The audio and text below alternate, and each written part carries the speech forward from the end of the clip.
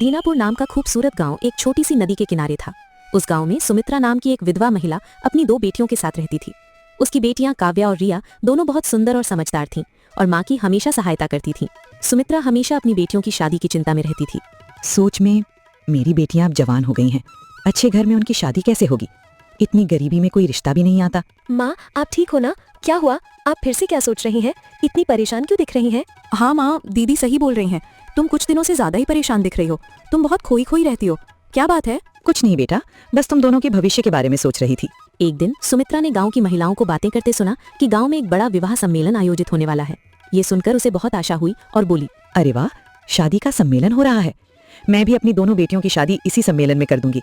पहले मुखिया जी से बात करती हूँ। ये कहकर बूढ़ी औरत मुखिया के पास गई।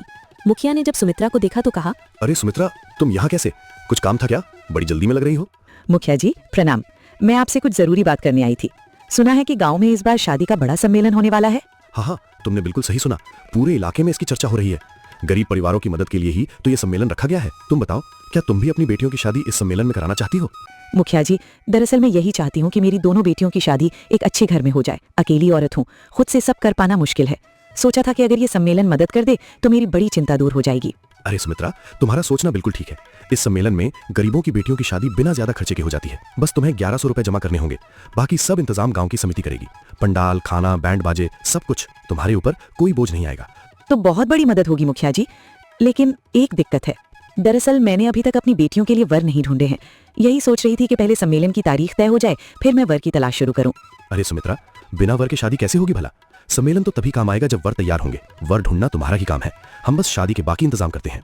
जी मुखिया जी, मुझे समझ नहीं आ रहा कि अच्छे लड़के कहाँ ढूंढूं। गरीब होने की वजह से कोई जल्दी रिश्ता भी नहीं देता। सोचा था कि शायद सम्मेलन में ही कोई मदद हो जाएगी। देखो सुमित्रा, ज्यादा परेशान मत हो। अभी सम्मेलन में अधिक वक्त है। तुम कोशिश करो और अच्छे वर तलाश लो। रिश्ता जम जाने के बाद मुझे बता देना। पैसे जमा करने की चिंता मत करो, गांव वाले तुम्हारा साथ देंगे। ठीक है मुखिया जी, मैं पूरी कोशिश करूंगी। उम्मीद है कि जल्दी ही कोई अच्छा वर मिल जाएगा। हिम्मत रखो सुमित्रा, भगवान सबकी सुनता है। तुम्हारी बेटियों के लिए भी अच्छा वर जरूर मिलेगा। धन्यवाद मुखिया जी, आपने इतना सहारा दिया। अब मैं चलती हूँ, वर ढूंढने की कोशिश शुरू करनी होगी। हाँ, जाओ। और हाँ, किसी मदद की जरूरत हो तो सीधे मेरे पास आ जाना। ये सुनकर सुमित्रा वहां से लौट आई और वो लड़कों की तलाश में निकल गई। शाम होने आई पर अभी तक वो वापस नहीं आई। काव्या और रिया चिंतित हो गईं। रिया, देख तो सही, माँ अभी तक नहीं लौटी। वो तो सूरज ढलते ही हमेशा घर लौट आती हैं। ये तो पहली बार हो रहा है। हाँ दीदी, मैं भी सोच रही थी। सुबह जाते वक्त भी कुछ नहीं बोली। कम से कम बता तो दीदी कि कहाँ जा रही है। बस यही तो समझ नहीं आ रहा। माँ ऐसी तो नहीं है, वो कभी हमें अकेला छोड़कर नहीं जाती। दीदी, अगर उन्हें कुछ हो तो नहीं गया? पागल मत बनो रिया, ऐसा मत सोचो। माँ बिल्कुल ठीक होंगी, शायद किसी काम में अटक गई होंगी। अच्छा, ऐसा करती हूँ, मैं जंगल की तरफ जाकर माँ को ढूंढ कर लाती हूँ। हो सकता है वो लकड़ियाँ लेने गई हों। नहीं रिया, तुम अकेली मत जाओ। अगर माँ लौट आई और हम दोनों घर पर नहीं हुई तो वो बहुत परेशान हो जाएंगी। ठीक है दीदी, तो फिर हम यहीं बैठकर उनका इंतजार करेंगे। दोनों घर के बाहर चौखट पर बैठकर माँ का इंतजार करने लगी। रात धीरे धीरे ढलती गई। हवाओं में ठंडक बढ़ती रही, लेकिन दोनों बहनें माँ के इंतजार में डटी रहीं। पूरी रात बीत गई पर सुमित्रा का कोई पता नहीं चला। हे भगवान, पता नहीं हमारी माँ कहाँ चली गई। ऐसा तो कभी नहीं हुआ था। कल रात भी नींद नहीं आई मुझे। दीदी, कहीं माँ हमसे परेशान होकर तो नहीं चली गई? तुम ऐसा क्यों कह रही हो? माँ हमसे बहुत प्यार करती हैं, वो हमें यूं छोड़कर नहीं जा सकती। तो फिर वो कहाँ गई? बिना बताए क्यों चली गई? यही तो सोच सोच कर दिल घबराता है। हमें गाँव में ढूंढना चाहिए, शायद किसी ने उन्हें देखा हो। फिर सुबह होने पर दोनों बहनें गाँव में माँ को ढूंढने निकली, लेकिन सुमित्रा कहीं नहीं मिलती। रास्ते में उनकी मुलाकात एक पड़ोसी महिला से हुई। अरे बेटियों, तुम दोनों इतनी परेशान क्यों लग रही हो? क्या हुआ? चाची, हमारी माँ कल सुबह से गायब है। बिना कुछ बताए चली गई। हमें समझ नहीं आ रहा वो कहाँ गई होंगी। क्या? सुमित्रा बहन तो कभी ऐसा नहीं करती। लेकिन रुको, हाँ मुझे याद है, कल दोपहर मैंने उन्हें मुखिया के घर जाते हुए देखा था। सच में चाची? हाँ बेटा, बिल्कुल। मैंने सोचा था कि वो वहाँ किसी जरूरी काम से गई होंगी। आपका बहुत बहुत धन्यवाद चाची, आपने हमारी बड़ी मदद की। मुखिया जी। दोनों तुरंत मुखिया के घर पहुँचती हैं। अरे ओ बेटियों, तुम दोनों यहाँ क्यों आ गई? इतनी घबराई हुई लग रही हो। सब ठीक तो है ना? मुखिया जी, हम तो तभी से परेशान हैं। हमें अपनी माँ कहीं दिखाई ही नहीं दे रही। वो कल आपके घर आई थी क्या? हाँ, आई तो थी। कल सुबह ही आई थी। फिर कहाँ गई वो? घर भी नहीं लौटी। देखो बेटियों, वो यहाँ सम्मेलन शादी के लिए आई थी। कह रही थी कि तुम दोनों के लिए अच्छे वर की तलाश कर रही हैं। शादी की बात करने आई थी और फिर बिना बताए कहाँ चली गई? हे भगवान। हाँ, मैंने भी यही पूछा था कि लड़के कहाँ हैं, तो बोली कि अभी ठीक ठाक वर नहीं मिला। शायद वो यहीं से किसी और गांव चली गई हो, अच्छे घर के लड़के ढूंढने के लिए। अरे बाप रे, माँ तो हमेशा हमारी शादी की चिंता में लगी रहती हैं, पर ऐसे बिना बताए चली गई, ये तो अजीब लग रहा है। ये माँ भी ना हमारी खुशी के लिए दिन रात दौड़ती रहती हैं। काश हमें पहले बता देती कि कहाँ जा रही हैं। तुम्हें तो लग रहा है कि माँ थक गई होंगी, पर फिर भी हमारे लिए अकेली भटक रही हैं। बेटियों, घबराओ मत। तुम्हारी माँ समझदार और हिम्मती औरत है, हो सकता है किसी जान पहचान वाले के घर रुक गई हो। तुम दोनों घर जाकर आराम करो, मैं गांव के कुछ लोगों को भेजता हूँ पता करने के लिए। तुम्हारी माँ जरूर मिल जाएंगी। ठीक है मुखिया जी, बस हमें जल्दी से उनकी खबर मिल जाए। हाँ, भगवान करे वो जहाँ भी हो ठीक हो। वो लोग वहां से घर आ गए। घर आकर उन्होंने देखा सुमित्रा घर पर आ चुकी है। सुमित्रा ने दोनों बेटियों से कहा, तुम लोग कहाँ गई थी? तुम्हें पता है मैं कब से तुम्हारा इंतजार कर रही हूँ। माँ, अरे माँ आप आ गई। आपको पता है हम दोनों कितने परेशान हो गए थे। आप बिना बताए कहाँ चली गई थी? कम से कम हमें बता तो देती, हम यूं ही घबराते नहीं। मैं तो तुम दोनों के लिए ही बाहर गई थी बेटा। सोचा था कि कोई अच्छे लड़के मिल जाएं तो शादी की बात आगे बढ़ाऊं, पर मुझे तो कहीं कोई ठीक ठाक लड़का मिला ही नहीं। सुना था गांव में शादी सम्मेलन हो रहा है, तो सोचा कि वहां तुम्हारा रिश्ता तय हो जाएगा। मैं चाहती थी कि अब तुम्हारी जिंदगी संभल जाए। अरे माँ आप इतनी चिंता क्यों करती हैं? सब कुछ भगवान के हाथ में है। जब सही समय आएगा तो हमारी शादी भी हो जाएगी। हाँ माँ, बिल्कुल सही कह रही है रिया। आप इतना परेशान मत हुआ कीजिए, हमें कहीं भी जाने की जल्दी नहीं है। हम तो आपके बिना रह भी नहीं सकते। सुमित्रा दोनों बेटियों की बातें सुनकर हल्का सा मुस्कुराती है, लेकिन अंदर ही अंदर दुखी है। शादी सम्मेलन के दिन गांव में शादी सम्मेलन हुआ। सुमित्रा लोगों की शादी देखने लगी और अपने आप को कोसने लगी। देखो, सबके घर में खुशियां आ रही हैं। काश आज मैं भी अपनी बेटियों के लिए अच्छी लड़की ढूंढ पाती, तो शायद आज ये दोनों भी दुल्हन बनकर बैठी होती। भगवान, मैंने क्या कसूर किया कि मेरी बेटियों की किस्मत इतनी अधूरी रह गई। धीरे धीरे समय गुजरता रहा। सुमित्रा परेशान रहने लगी। एक दिन, माँ, आप फिर से परेशान लग रही हैं। हम देख रही हैं कि आप इन दिनों बहुत चुप चुप रहती हैं। माँ, आप हमसे कुछ छुपा तो नहीं रही है ना? हाँ माँ, आपको इतना परेशान देखकर अच्छा नहीं लगता।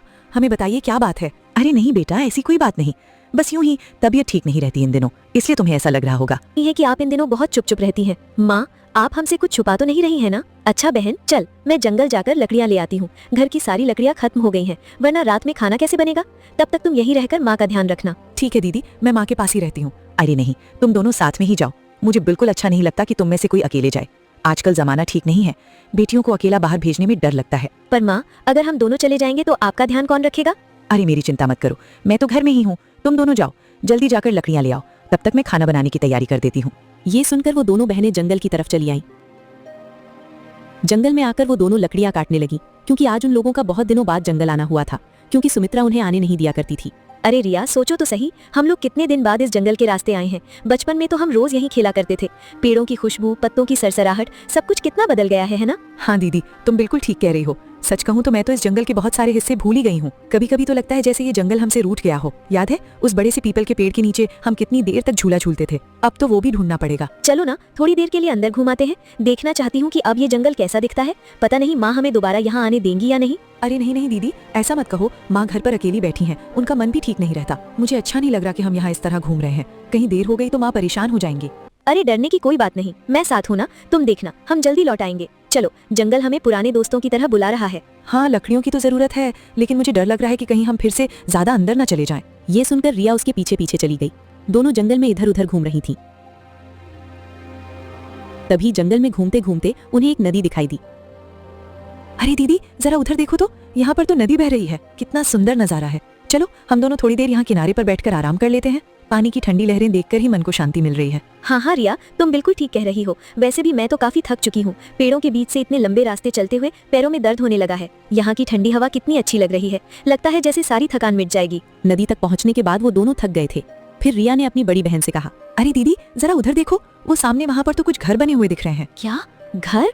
तो मजाक तो नहीं कर रही रिया? यहाँ जंगल के बीच में घर कैसे हो सकते हैं? मैं तो हमेशा सोचती थी कि इस नदी के पार तो बस पेड़ पौधे ही हैं। नहीं दीदी, मैं मजाक नहीं कर रही। ध्यान से देखो, वहाँ तो सचमुच 2 घर बने हुए हैं। छोटी छोटी मगर साफ सुथरे दिख रहे हैं। ये तो बहुत अजीब है। पिछली बार जब हम आए थे तो वहाँ कुछ भी नहीं था। हाँ रिया, मुझे भी याद है कि यहाँ कभी कोई घर नहीं था। कहीं ये लोग जंगल में रहकर कुछ गलत काम तो नहीं करते होंगे। मुझे अच्छा नहीं लग रहा। यहाँ से उठकर वापस चलते हैं। अरे नहीं नहीं दीदी, ऐसा भी हो सकता है कि कोई परिवार यहाँ रहने आ गया हो। चलो हम लोग चलकर देखते हैं ना। शायद ये लोग हमें जानते हो, या शायद कोई नई बस्ती बसा ली हो। नहीं नहीं, मुझे इस तरह जाना सही नहीं लग रहा। तभी वहाँ एक युवक आया। उसका नाम आर्यन था। अरे बहनों, आप लोग यहाँ नदी किनारे क्या कर रही हैं? जंगल में कोई शोर नहीं आता। हम लोग गांव से आए हैं, जंगल में लकड़ियां इकट्ठा करने आए थे, लेकिन रास्ते में थक गए तो यहाँ थोड़ी देर बैठ गए। आप कौन हैं और यहाँ नदी के पास के ये घर किसके हैं? ओह, तो आप लोग गांव की हैं। मैं आर्यन हूँ। सामने जो आप लोग घर देख रही हैं, ये घर मेरा और मेरे भाई के हैं। हमने हाल ही में बनवाए हैं। सचमुच? आप लोग यहाँ रहने लगे हैं? ये जगह तो बिल्कुल सुनसान है। क्या आपको यहाँ डर नहीं लगता? शुरू में तो हाँ, थोड़ा डर लगता था, लेकिन अब आदत हो गई है। नदी का पानी, पेड़ों की छांव और शांति, हमें यहाँ सब कुछ पसंद आ गया। गांव की भीड़ भाड़ और शोरगुल से दूर यहाँ रहना हमें अच्छा लगता है। ये तो बहुत अच्छी बात है। हम सोच भी नहीं सकते थे कि यहाँ कोई रह सकता है। शायद अगली बार जब हम आए तो आपसे और बातें करेंगे। इसके बाद वे लोग वहाँ से चली गईं। कुछ दिनों बाद आर्यन और उसका भाई अभिषेक गांव में किसी काम से आए। सुमित्रा की नजर उन दोनों पर पड़ी तो वो बहुत ज्यादा खुश हुई। अरे वाह, ये नौजवान तो बड़े ही तेज तर्रार और सुंदर लग रहे हैं। चेहरे पर सच्चाई झलक रही है। काश मेरी दोनों बेटियों का विवाह ऐसे योग्य वरों से हो जाए तो मेरा भी जीवन सफल हो जाए। अरे सुनो, सुनो बेटे, जरा यहाँ आना। सुमित्रा मुस्कुराते हुए आर्यन को अपने पास बुलाती है। आर्यन उसके पास जाता है और बोलता है, जी माँ जी, कहिए, कोई काम था क्या? बेटा, पहले तो ये बताओ कि तुम दोनों यहाँ किस काम से आए हो, और हाँ, शादी ब्याह हो चुका है कि अभी तक कुंवारे ही हो? अरे नहीं माँ जी, अभी तो हमारी शादी नहीं हुई। हम तो अभी अपने काम धंधे की तलाश में गांव-गांव घूम रहे हैं। ओह, क्या शादी नहीं हुई? ये तो मेरे लिए बड़ी खुशखबरी है। दरअसल मेरी 2 बेटियां हैं। दोनों ही पढ़ी लिखी, सुसंस्कारी और देखने में भी बहुत सुंदर हैं। मैं चाहती हूँ कि उनका घर अच्छे हाथों में जाए। ओह, तो आप चाहती हैं कि हम आपकी बेटियों से शादी करें? हाँ बेटा, अगर तुम्हें और तुम्हारे भाई को कोई आपत्ति ना हो तो मैं चाहती हूँ कि तुम दोनों मेरे परिवार का हिस्सा बनो। इतने में अभिषेक वहां आ जाता है और दोनों की बातें सुन लेता है। अरे माँ जी, आप किसी अनजाने से यूं ही अपनी बेटियों की शादी करने का सोचना कैसे शुरू कर सकती हैं?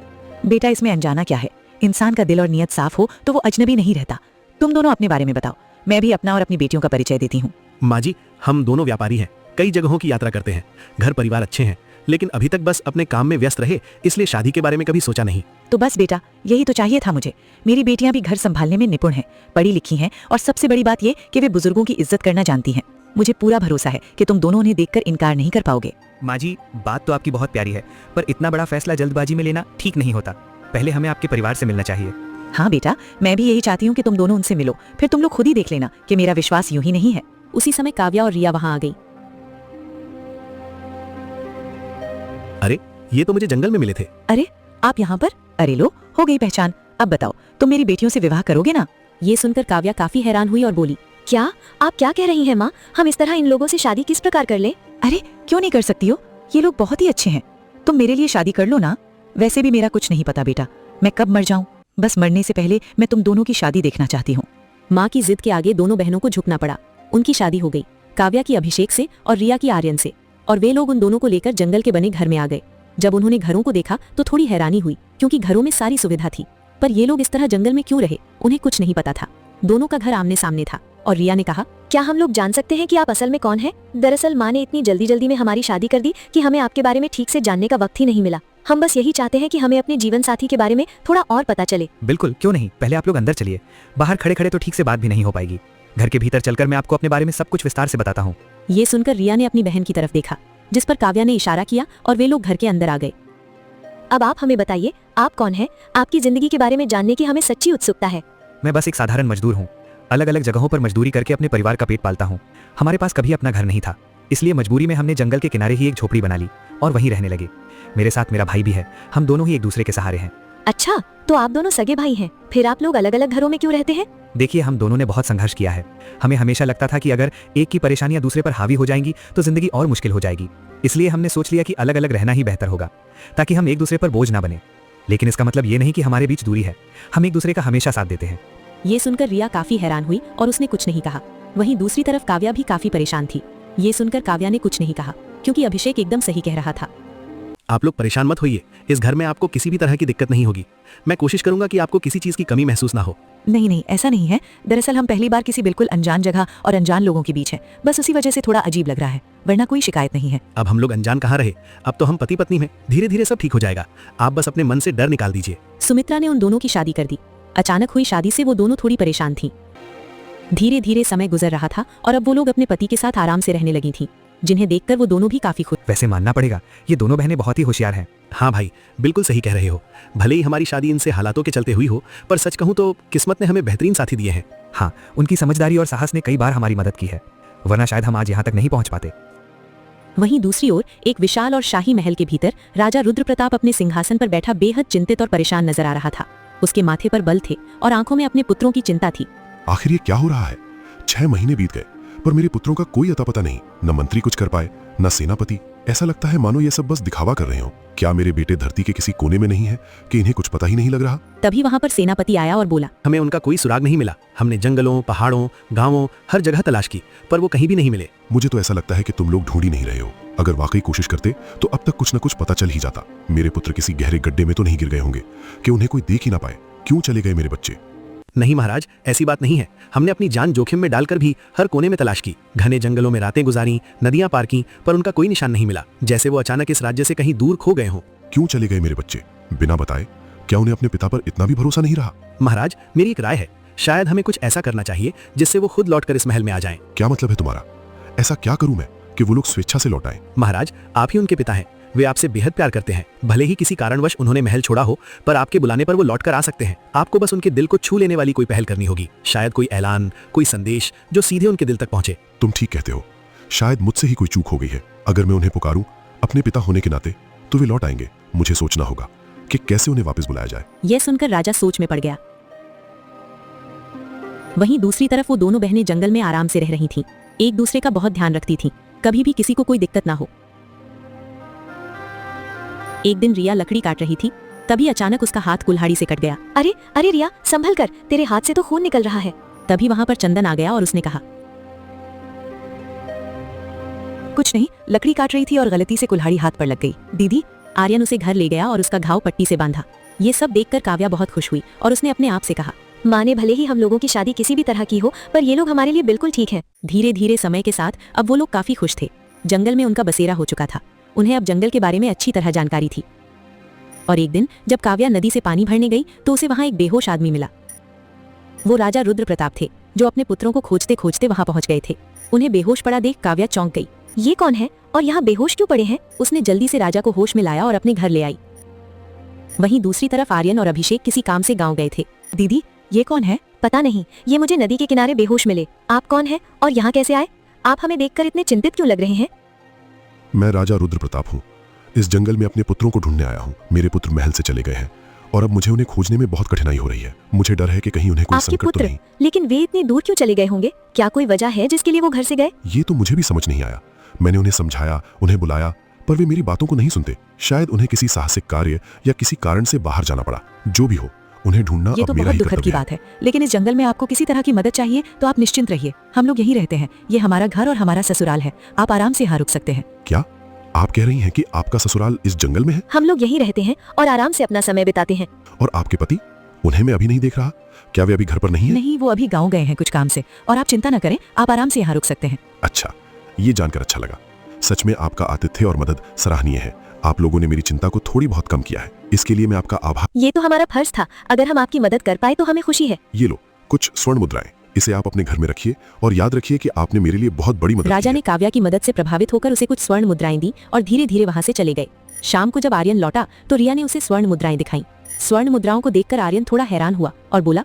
इस पर रिया ने आर्यन को सारी बात बताई, जिसे सुनकर आर्यन, ये तुम्हारे पास कहाँ से आई? तुम्हें इस तरह किसी अनजान इंसान से बात नहीं करनी चाहिए। किसी अजनबी से चीज लेना भी बिल्कुल सही नहीं है। समझ रही हो, कभी कभी छोटी सी बात भी बड़ी मुसीबत बन सकती है। पर आर्यन, वो तो राजा थे, क्या फर्क पड़ता है अगर उन्होंने कुछ पूछा या दिया? फिर भी मैंने मना कर दिया ना। आर्यन की बात सुनकर रिया थोड़ी हैरान हो जाती है। वहीं दूसरी तरफ जब ये बात अभिषेक को पता लगी तो वो भी काफी परेशान हुआ। अभिषेक की बातें सुनकर आर्यन भी सोच में पड़ गया। इसका मतलब वो यहाँ पर आ ही गए।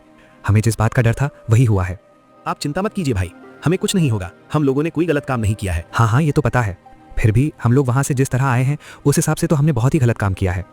वहीं उन दोनों की बातें काव्या ने सुन ली, जिसे सुनकर वो थोड़ी हैरान हुई। आखिर इन्होंने ऐसा क्या किया है जिस वजह से ये इतना परेशान हो रहे हैं? मुझे दीदी से इस बारे में बात करनी चाहिए। और ये कहकर उसने रिया को सारी बात बताई। रिया भी थोड़ी हैरान हुई और उसने कहा, पर आखिर ये लोग हमसे छिपा क्या रहे हैं? हाँ, यही तो हमने पता करना है कि आखिर ये लोग छुपा क्या रहे हैं। वे दोनों बातें कर ही रही थीं कि तभी वहां सुमित्रा आ गई। सुमित्रा को देखकर वो दोनों बहुत खुश हुईं। अरे माँ, आप यहाँ पर? मैंने सोचा तुम लोगों से मिल लूं, क्योंकि मुझे तुम्हारी बड़ी याद आ रही थी। अब तुम लोग तो मुझसे मिलने भी नहीं आती हो, क्या मुझसे गुस्सा हो? नहीं नहीं, ऐसी बात नहीं है माँ। आपको तो पता ही है हम लोग यहाँ पर अकेले रहते हैं। हाँ हाँ, पता है। क्या तुम लोग यहाँ पर खुश तो हो ना? हाँ, हम लोग यहाँ पर बहुत खुश हैं। पता है, गांव में एक राजा आया था, वो अपने पुत्रों को ढूंढ रहा था। हाँ हाँ, वो तो हमें भी मिले थे। पता नहीं उनके पुत्र कहाँ चले गए हैं। बताओ, ऐसे भी राजकुमार होते हैं जो अपने पिता को अकेला छोड़कर चले जाते हैं। राजा कह रहे थे कि अब बस वो कुछ ही दिन जीवित रहेंगे। क्या? पर वो ऐसा क्यों कह रहे हैं? सुना जा रहा है उन्हें कोई गंभीर बीमारी है। ये सुनकर आर्यन, जो पास में खड़ा चुपचाप सब सुन रहा था, बहुत परेशान हो गया। जब उसे ये पता लगा तो वो काफी ज्यादा परेशान हुआ। तभी सुमित्रा ने आर्यन को देख लिया और कहा, अरे बेटा, तुम यहाँ पर? हाँ, मुझे पता लगा आप आई हैं, इसलिए आपसे मिलने आ गया। आपको कोई दिक्कत तो नहीं है? अरे नहीं नहीं, कैसी दिक्कत। मुझे तो बड़ी खुशी है कि तुम मेरी बेटी को अच्छी तरह रख रहे हो।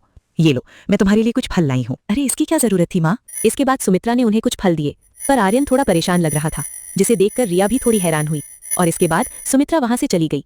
सुमित्रा के जाने के बाद रिया ने काव्या से कहा, मुझे ऐसा लग रहा है ये लोग कुछ बड़ी बात छुपा रहे हैं, हमें पता लगाना चाहिए। हाँ, ये तो तुमने ठीक कहा, पर हमें इस बात का भी ध्यान रखना पड़ेगा कि कहीं उन्हें पता नहीं लग जाए। आर्यन नदी के किनारे अभिषेक के पास आया और रोते हुए बोला, भैया पिताजी की तबीयत बहुत ज्यादा खराब है, अब बस वो कुछ ही दिनों के मेहमान हैं। ये सुनकर अभिषेक भी काफी ज्यादा परेशान हो गया।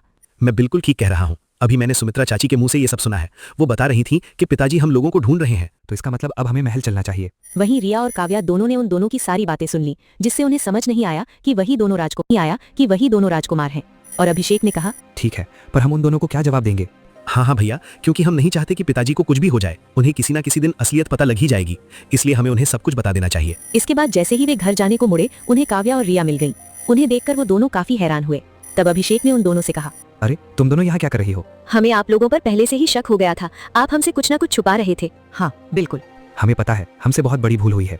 हाँ, तुम्हारा अधिकार था ये सब जानने का। तो फिर आपने हमसे इतनी बड़ी बात क्यों छुपाई, और आप इस तरह अपने पिताजी को छोड़कर क्यों आ चले? क्योंकि हमें साधारण जिंदगी जीनी थी, हमें महलों वाली जिंदगी अच्छी नहीं लगती थी, इसी वजह से हम राजपाट छोड़कर चले आए। पर ये तो अच्छा नहीं है। अब आपके पिताजी कितने परेशान हैं, आपको पता है ना, उन्हें गंभीर बीमारी है। हाँ, मुझे पता है, और इसलिए कल सुबह हम लोग महल जा रहे हैं। तुम लोग बहुत ही अच्छे हो, हमें तुम्हारे साथ बहुत अच्छा लगा, और हमें एक अच्छा जीवन साथी भी मिल गया है। हमें जिसकी तलाश थी, हमारी तलाश पूरी हुई।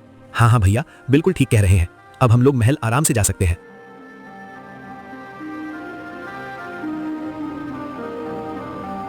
अगली सुबह वो लोग महल के लिए निकल गए और कुछ ही समय में महल पहुंच गए। जब राजा को ये बात पता लगी तो वो काफी ज्यादा खुश हुआ और उसने उन दोनों का धूमधाम से स्वागत कराया, जिसे देखकर वो दोनों काफी हैरान हुए। अरे तुम दोनों तो वही हो जो मुझे जंगल में मिली थी। हाँ महाराज, हम वही हैं, पर हमें नहीं पता था कि ये आपके पुत्र हैं। ये सब सुनकर राजा काफी ज्यादा खुश हुआ। हाँ, कोई बात नहीं, तुम दोनों बहुत ही अच्छी हो। पिताजी, हमें माफ कर दीजिए जो हम आपको छोड़कर चले गए थे। वैसे तुम्हें माफी तो नहीं मिलनी चाहिए, पर तुम लोग मेरे लिए बहुएं लाए हो, इसलिए मैं तुम्हें माफ करता हूँ। ये सुनकर काव्या काफी ज्यादा हैरान हुई, क्योंकि विक्रम का असली नाम अभिषेक प्रताप सिंह और आर्यन का असली नाम आर्य प्रताप सिंह था। पिताजी, ये आपको क्या हो गया है? ये सब कैसे हुआ? हमें पता नहीं था हमारे जाने के बाद आपको इतनी गंभीर बीमारी हो जाएगी। अरे किसने कहा मुझे बीमारी है? मैं तो अभी 100 साल तक और जीऊंगा। आपने ही तो ये घोषणा करवाई थी कि आपकी हालत बहुत ज्यादा खराब है और आप कुछ दिनों बाद मर जाएंगे। अरे ये सब तो मुझे करना पड़ा, वरना क्या तुम दोनों मुझे मिल रहे थे? क्या? इसका मतलब आपने हमें वापस बुलाने के लिए ये सब किया था? और क्या, सेनापति ने मुझे यही उपाय दिया, क्योंकि इस तरह से तुम कहीं नहीं मिले। मैं काफी परेशान हुआ, तभी मुझे यही उपाय समझ आया, और इसीलिए मैंने झूठी अफवाह पर पिताजी, आपने हमारे साथ ऐसा क्यों किया? क्योंकि बेटा, अब मैं बूढ़ा हो गया हूँ और मैं चाहता हूँ कि तुम लोग राज संभालो। इस तरह से राज्य से भागना अच्छा नहीं है, और वैसे भी तुम दोनों का विवाह भी हो गया है। क्या तुम अपनी पत्नियों को राज सुख नहीं दोगे जो उनके नसीब में है? ये सुनकर उन दोनों ने अपनी पत्नियों की तरफ देखा। ठीक है पिताजी, आज से हम लोग वही करेंगे जो आप कहेंगे। ये सुनकर राजा काफी ज्यादा खुश हुआ और उसने सेनापति से कहा, सेनापति, मानना पड़ेगा, तुम बड़े होशियार हो, और इसलिए मैं तुम्हें इनाम देता हूँ। महाराज, उसकी क्या जरूरत है? मैं तो आपका अपना ही हूँ महाराज। अरे तो क्या हुआ, तुम्हारी वजह से मेरे दोनों पुत्र वापस महल आ गए हैं। आज मुझे बड़ी खुशी है, इसलिए आज से राज्य में उत्सव ये होगा। सुनकर सेनापति भी काफी खुश हुआ।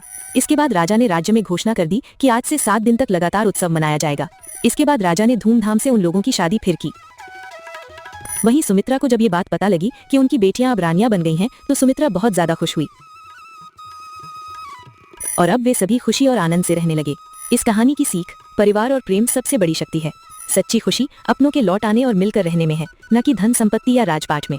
अगर कहानी अच्छी लगी हो तो वीडियो को लाइक और चैनल को सब्सक्राइब करके एक प्यारा सा कमेंट जरूर कीजिएगा।